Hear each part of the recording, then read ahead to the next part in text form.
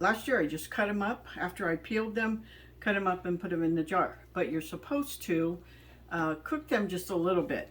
And they said put them in boiling water and the skins will come right off. And look at this. They do. They just come off very easily. If I had another thing, it would look a little prettier. The other thing that I'm going to do is, instead of using red 40, when we make things with red color, we actually use beet juice. So I'm going to be saving this beet juice. Look at the color of this, so you can see it. And I'll be able to use that, like making a red velvet cake, anything that I want to do that would come out red. So I'm going to finish processing these.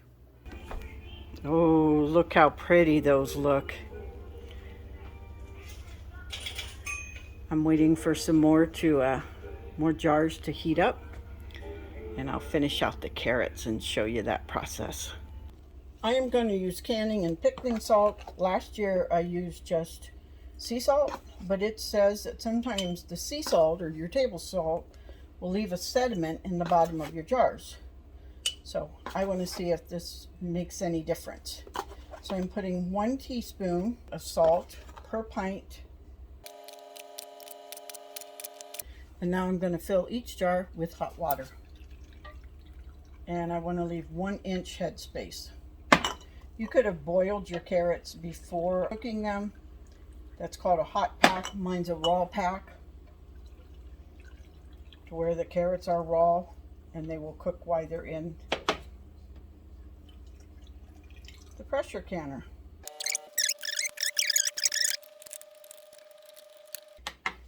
I like to put the salt in before I put the water in. That way the water kind of takes it down. And now I'm going to wipe the rims and get the lids on. Now I'm going to wipe the rims just to make sure none of that salt or any debris got on it that might ruin the seal. Now, because I already ran it once, if the water has went down in your pressure canner, you do want to refill it back up to, it says about 3 inches, I think, if you look at your book. I usually make sure there's 3 quarts of water in it. You could just take a quart jar and put it in there 3 times. I don't know where my little magnet is. My kitchen looks like a bomb blew up in it. Okay. And just as I have shown on other videos, you want to take it, you want to make sure that seal is centered. You want to take it and you just start to catch it and you twist it just a little bit more. They call that finger tight.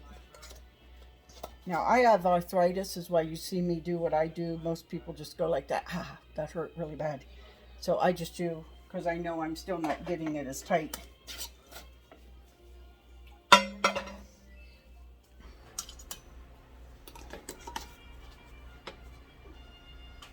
I'll see how that ring is real rusty. I'm not really going to worry about that unless it was, let's look underneath. Oh, no, look at that. This one's a bad one. Not even going to use that one. I don't want rust to get inside of my carrots at all and contaminate them. I'll let you know when I'm ready to show you them in the canner. Okay, all the carrots fit in there. So we're going to do this one, and when it starts its pressure continuously, then it will go for another 30 minutes.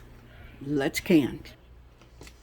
Okay, before I shut that up with the carrots in there, what I wanted to see is how many jars did I get of the beets, because one is 30 and one is 35, and I can push that if I need to out to the 35, whatever one was 30. If I didn't have enough room, I want to make sure I could put it in here. So I have 7 jars of beets. Those are going to go on the bottom. What I'm going to do right now is I'm going to take the juice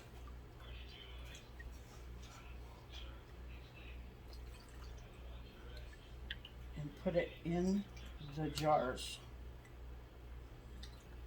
for a 1 inch headspace.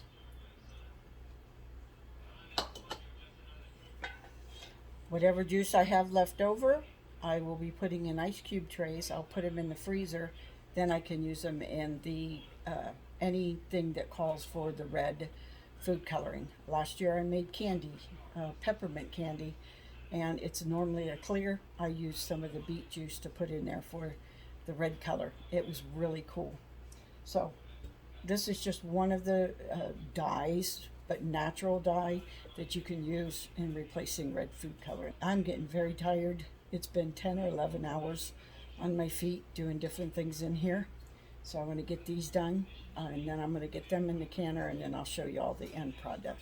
I ended up just filling these with part of a ladle of the original beet juice there, and then I put the rest as hot water in it.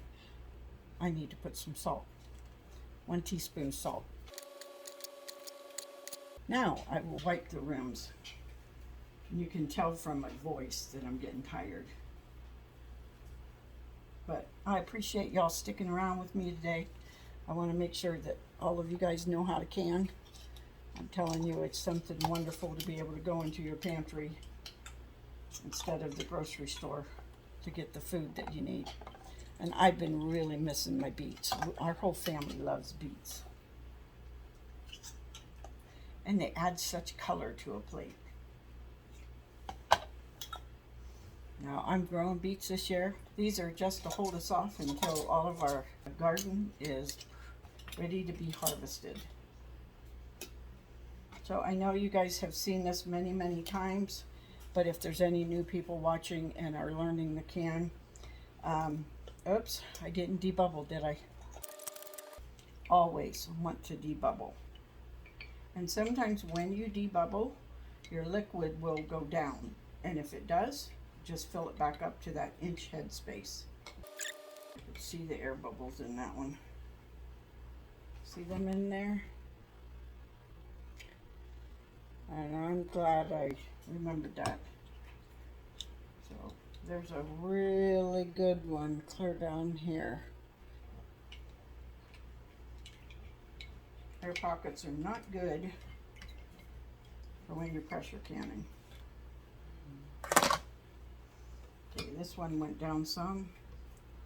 So I'm going to fill it back up. Wipe the rim again. Because a lot of times when you see people crank them down, they're doing that. As soon as the carrots come out, those are going in. And then I'll be done for tonight. Okay, after 11 hours of work, this is what got canned. Today I'm going to wash my jars, remove all the lids, make sure everything's sealed good. I will then date them. I love seeing the end process. Thank you for watching and have a nice day.